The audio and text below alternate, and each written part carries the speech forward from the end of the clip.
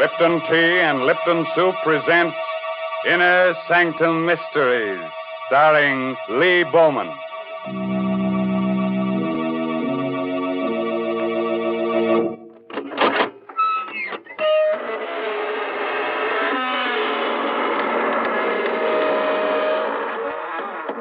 Good evening, friends. This is your host, Raymond. Welcome to the Inner Sanctum. Come in, won't you? What are you staring at? The walls. Well, you know that old saying about walls having ears. Well, these walls have eyes and a nice assortment of fingers and hands. One of them has a heart, but you can't beat that.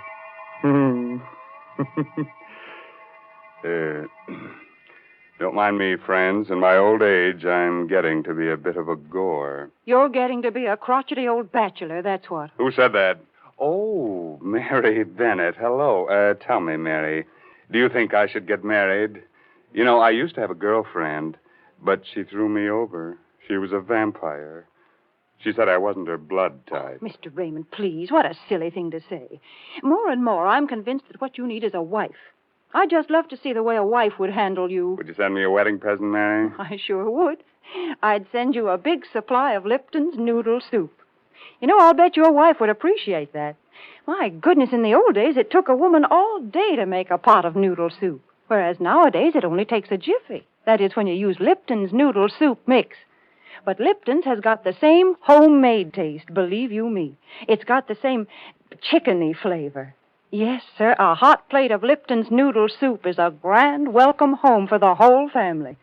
One whiff of that savory Lipton's noodle soup, and folks feel relaxed and ready for dinner with a rousing good appetite. Well, now, that's a very pretty picture, Mary. Which reminds me, our story tonight is about one of the fine arts, murder. It's called Death is an Artist, an original tale by Frederick Matho. And our star is from Hollywood, Lee Bowman, soon to appear with Rita Hayworth in the Columbia Technicolor picture Tonight and Every Night. So, curdle close to the fire and turn the lights down real low. By the way, if you have a little spook or two in your home, looking behind your shower curtains before turning on the water is the courteous thing to do. Otherwise, you might be dampening your spirits. Now let's get on with our story. I'm Stevie, a reporter. I'm what's called a police reporter, because I hang around police stations for my stories. But tonight, I'm the best reporter in the world, because I've got that kind of a story that's only given to one writer in 1,000, once in a lifetime. This story begins with the end of a man's life. Yesterday, an old man living alone with his 5 cats on an abandoned barge under the Brooklyn Bridge cut off the heads of 4 of his cats, then expertly slit his own throat from ear to ear. At 6 o'clock on the morning we got the flash about this old man, I was playing cribbage with Mike, my police pal, at the station house squad room. Burke, the desk captain, was snoring his head off. Okay, Mike, there it is. Go, 121 points. That last run made it. You're the luckiest jerk, Stevie. We're both lucky. Not a call the whole night. Sure hate to drive out to anything in this blizzard. Uh-oh. Police, 84th Precinct, Brooklyn. What? Yeah. Wait, say that slower. You haven't seen him in a week. His cats ain't around. Oh, but lady... Huh? Blood in the snow. Well, that's different, sure. Yeah, okay, thanks. What's up, Captain? Some dame passes an old barge down the foot of the bridge on her way to work every day. Says an old bum lives there with his cats. Don't tell me I gotta rescue a cat now. No, this coot talks to her real polite every morning. But she ain't seen him in a week.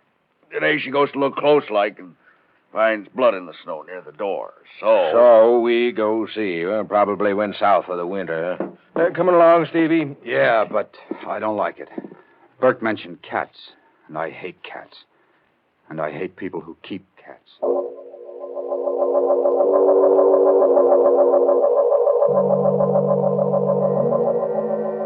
Well, this is it, I guess. Come on, Stevie. Hey, look, Mike. There's a snowman. So what? Haven't you ever seen a snowman? Yeah, but look. That's not an ordinary snowman. It's a beautifully sculptured head of a woman made out of snow. Ah, come on. It's cold. Let's get inside this scow here. Hey, open up. Open up there. Open up inside. There is blood out here, Mike. Look. See? Here's where the woman's footprints stop. Okay, Sherlock. Help me bust this door. Okay.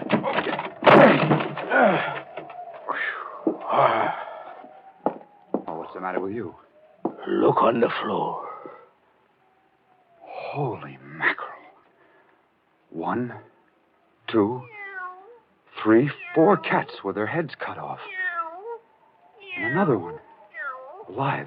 Hey, where are you going? I told you I can't stand them dead or alive. One of them clawed me when I was a kid. Stevie, get a load of this over here on the bed. He did a good job. From ear to ear. He had done a good job. He was naked to the waist, and his hairy torso was bathed in blood. His head lay to one side and was nearly severed at the throat.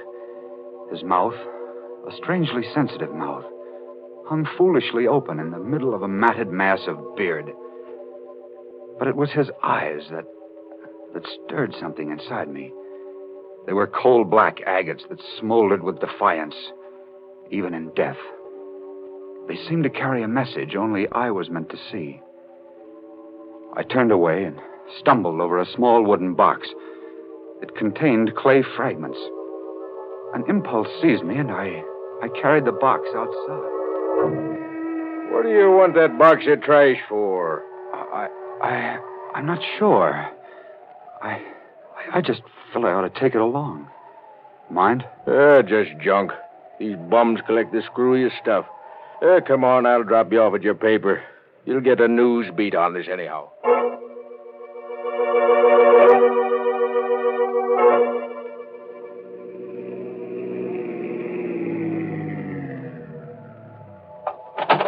Okay, Mike. Thanks. I'll call you later to see if you identify the old bird. All right, Stevie. Hey, here's that box of junk. You want it? Oh, yeah. Yeah, thanks, Mike. I wrote the item. All we could learn was that he was Ivan. No fingerprints on record, no relatives, just Ivan. So he stayed just Ivan to 250,000 readers and to the police. But to me, he was a man who had not yet died. I poked through the rubble of clay in the box, and I was about to throw the whole mess out when a time-blackened metal tag caught my eye. It was the kind of tag used to mark paintings or statues. It read, Agatha, January 2nd, 1924. 20 years ago, today. And below that was a name, Ivan Thorne. The name jangled a bell in my memory. It frightened me. It fascinated me. I rummaged in the box some more. A hunch grew to certainty. Ivan Thorne had been a sculptor. Here was a fragment of clay, a nose. Here, part of a chin. Here, an ear, a woman's ear. And the snow image of a woman's head came to mind. Why did Ivan Thorne, a sculptor of obvious talent, do a head of a woman named Agatha in clay, then on the same date, 20 years later, as a bum, reproduce it in snow and slit his throat? I found the answer in the yellowed clippings of the newsroom morgue. The story of Ivan Thorne was filed under Murders Unsolved. After I'd read the story, I marched into GC's office. Hey, what's up, Stevie? They study the Brooklyn Bridge again? No. You read the item on the old guy I found with his throat cut? Sure. Cut off his cat's heads, then his own, unidentified. Good item. I know who he is. Was. Yeah? Story?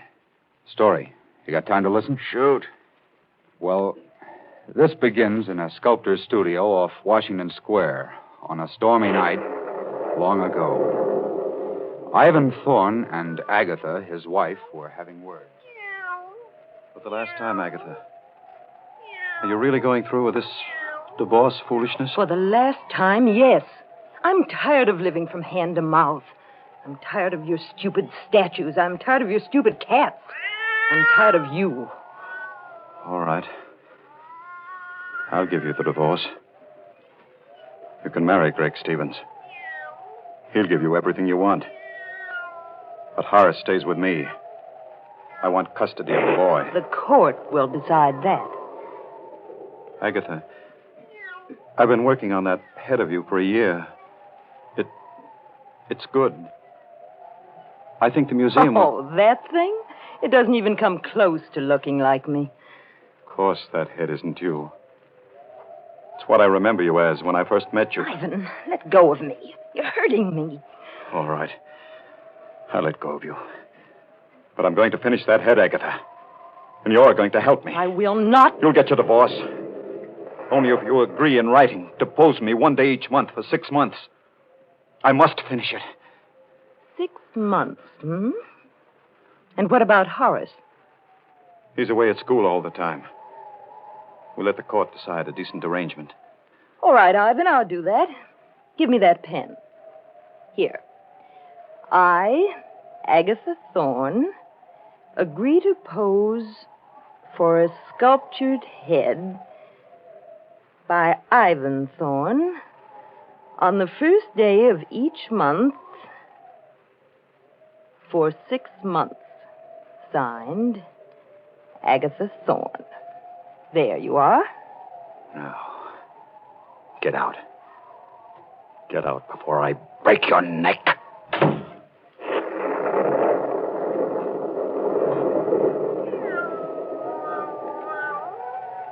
She's gone. She's gone. But I'll see her again. 6 more times. That's all I need. 6 more times.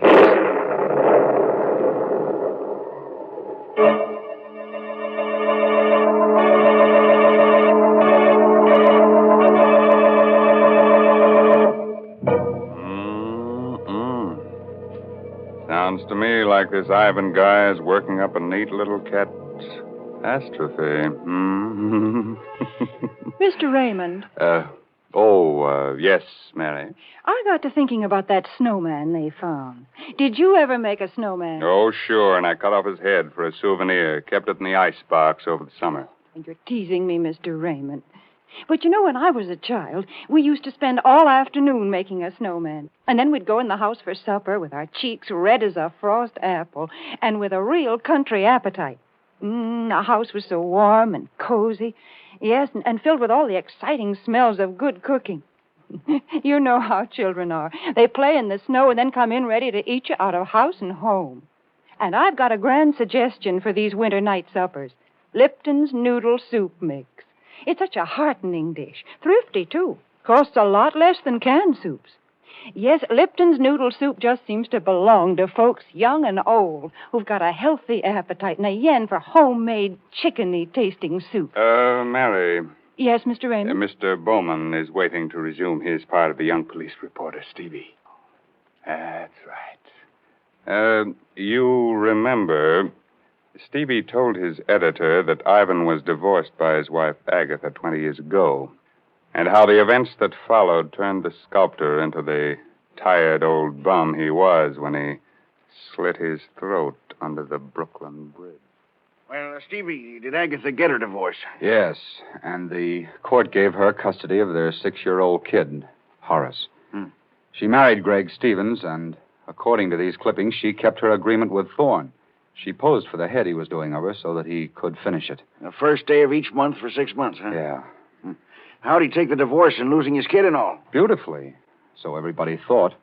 It got to be the talk of the town. The three of them, Agatha, Greg, and Ivan, seemed to get along fine together. The Stevenses were frequent callers at Thorne's studio. Oh, I say, Thorne, why won't you show me the head you're making of Agatha? It isn't fair, you know. Not till it's finished, Greg. You wouldn't appreciate it as it is now. It really is good, Ivan. When will you finish it? Yes, Ivan, when? I want to finish it on New Year's Day. That will be the last time you need pose, Agatha. Can you make it that day? Well, I'll just have to, won't I? Yes. At 3 o'clock? At 3 o'clock. Come on, Greg, darling. Good night, Ivan. Good night, Ivan. My goodness, 6 months goes by so fast, doesn't it?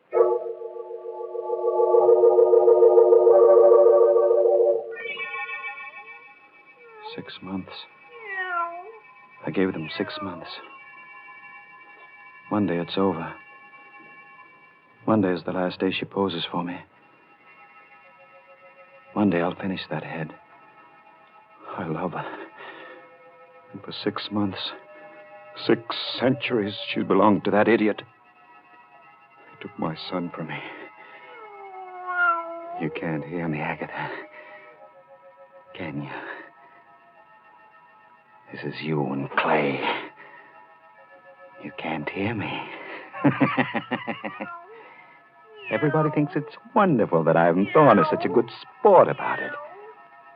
I fooled them all. I fooled you. Yes.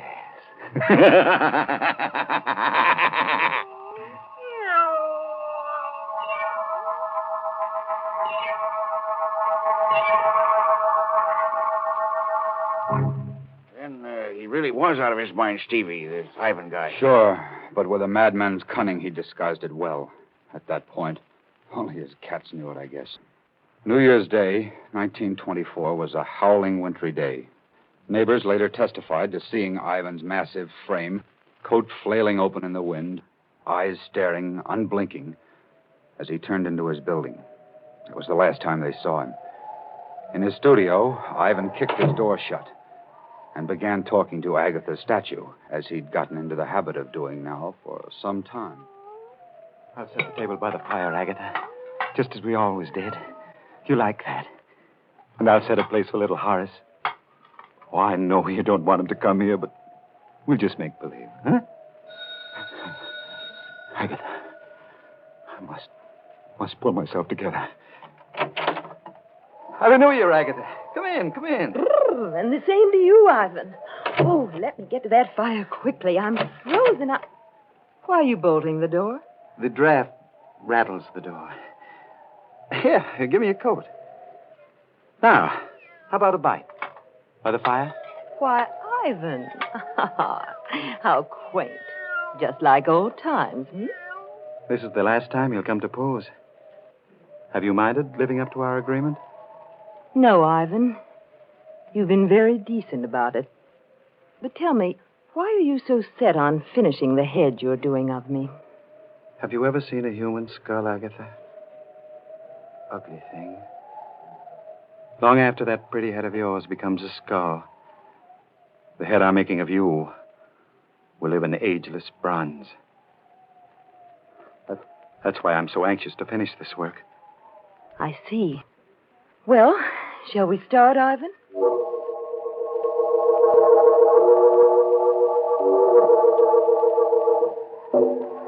Ivan, you're not working. You're just staring at me. I'm studying the line of your neck, darling.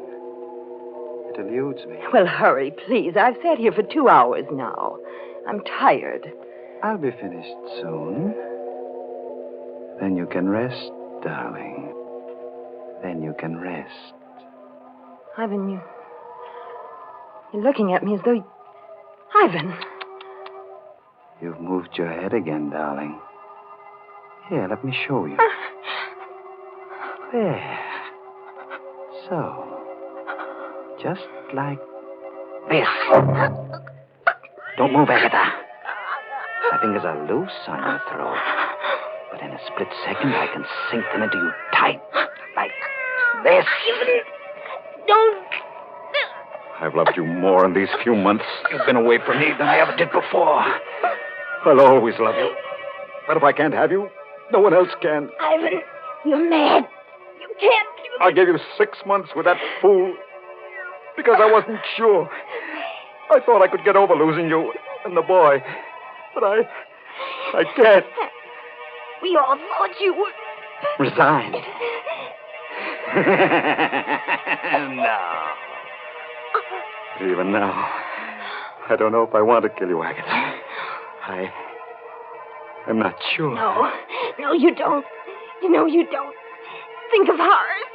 Your son. I am thinking of you, little fool. Oh, Greg. Greg, help me. Greg. You've got the nerve to speak his name here. No.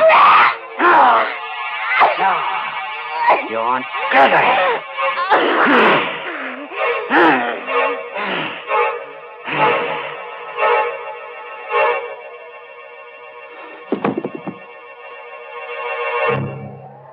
Agatha, I did it. But you made me do it. How beautiful you are. Dead. Look at this clay head. Agatha, see. I was wrong. You're much more beautiful. I've changed my mind. I don't want fame. I don't want a statue. I want you. See, Agatha, I've broken it, smashed it.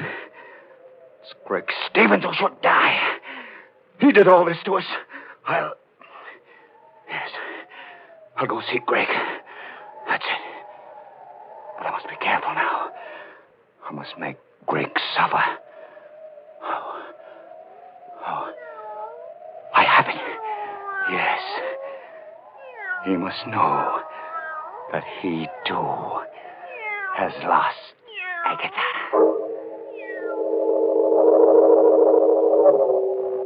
Wow, that's some yarn, Stevie. He actually strangled Agatha, huh? What happened then? He left his studio and called at the Stevens' house a little after 6. Greg Stevens and young Horace were the only ones there, except for the butler. He testified that Ivan quietly asked to see Stevens alone. He had a bundle in his arms, covered with a piece of black velvet, when Gregory greeted him. Ivan, well, glad to see you and Happy New Year to you. But where's Agatha? She was supposed to be with you. She'll turn up shortly. Said something about a girlfriend she had to stop by for. Oh, I see. Well, come on in, Ivan. We can have a glass of sherry while we wait. Thanks. Put your package down somewhere on the table here. Thank you. Did you get a lot done today? On the head, I mean? Yes. I've finished it. Oh, good. Say, that wouldn't be it in that box, would it? Yes, as a matter of fact, it is. Well, good heavens, man, let me see it. I've been kept from all this long enough. Now that it's finished, No, wait. I'd Till Agatha gets here. I'm going away for a while, Stevens. Before I go, I want you to tell me something. Do you love Agatha? A lot, I mean. A lot? I worship her. I adore her.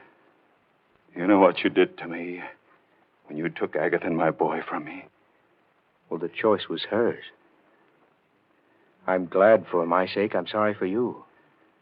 But I thought you were resigned by now. Resigned? You poor fool.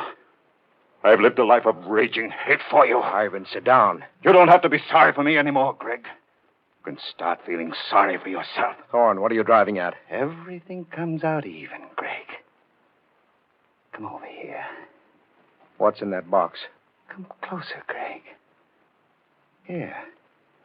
I'll take the cloth off. See for yourself. Agatha! You fiend! You beast, I'll kill you!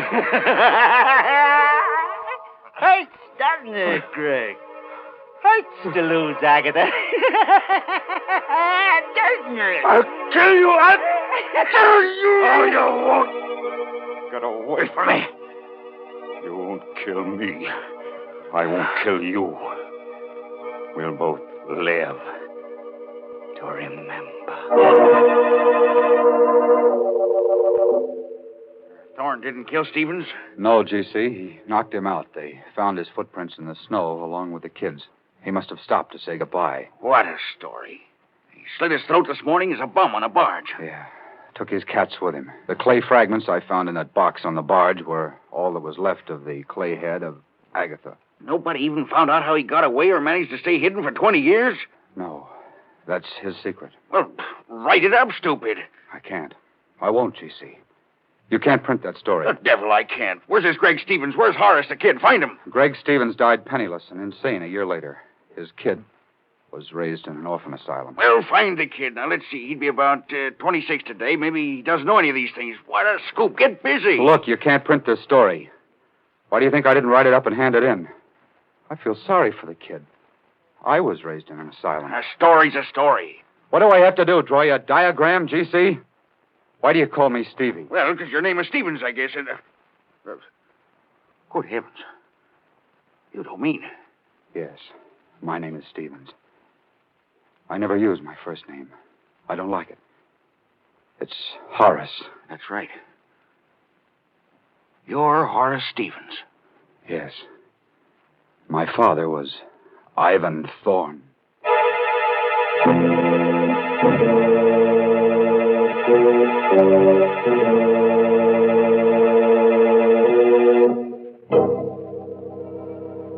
You have a little sculptor in your home. Better take his modeling away from him. Might grow up to be a bust. That's enough to give anybody the creeps. It certainly is, Mr. Raymond. Mary Bennett. Say, didn't you like our story tonight? Well, it was exciting, all right, but why don't you tell stories about normal, happy people? Of course, folks like that never get murdered or anything, but interesting things happen to them. Nice things, too. Like discovering Lipton's noodle soup, huh, Mary? Well, why not? Lipton's noodle soup is a good way to brighten up a meal, and good meals are a mighty important part of life. So, folks, maybe you've tried other envelope soups, but if you've never tried Lipton's noodle soup, you've got something real nice ahead of you, because Lipton's is the favorite noodle soup of them all. Our moral for tonight is don't drive alone. If you have a car, lucky you, form a carpool. Then, if you should have a flat tire, you'll be among friends on that cold, cold highway. Fun, huh? And Uncle Sam says join a carpool, too. He's not kidding. He says your carpool will help save gas and tires, so look to it, Max. Yes, this month's Inner Sanctum Mystery novel is Net of Cobwebs by Elizabeth Sanksay Holding. Oh, yes, and you won't forget to look for Lee Bowman with Rita Hayworth and the Columbia Technicolor picture Tonight and Every Night. Well, now it's time to say goodnight until next week at the same time when Lipton Tea and Lipton Soup again present another Inner Sanctum Mystery directed by Himan Brown.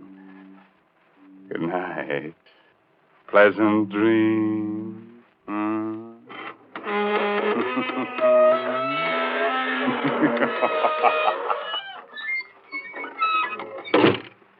Folks, I got to thinking about wintertime, about snowmen and frost pictures on the windows, and about how cozy a house can be when there's a gale blowing outside.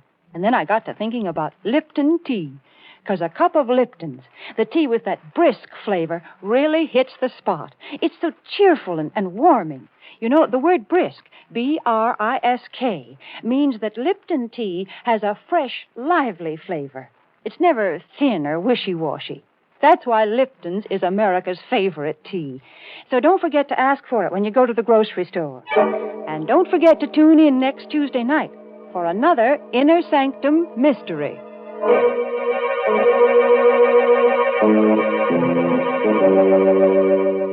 This is CBS, the Columbia Broadcasting System.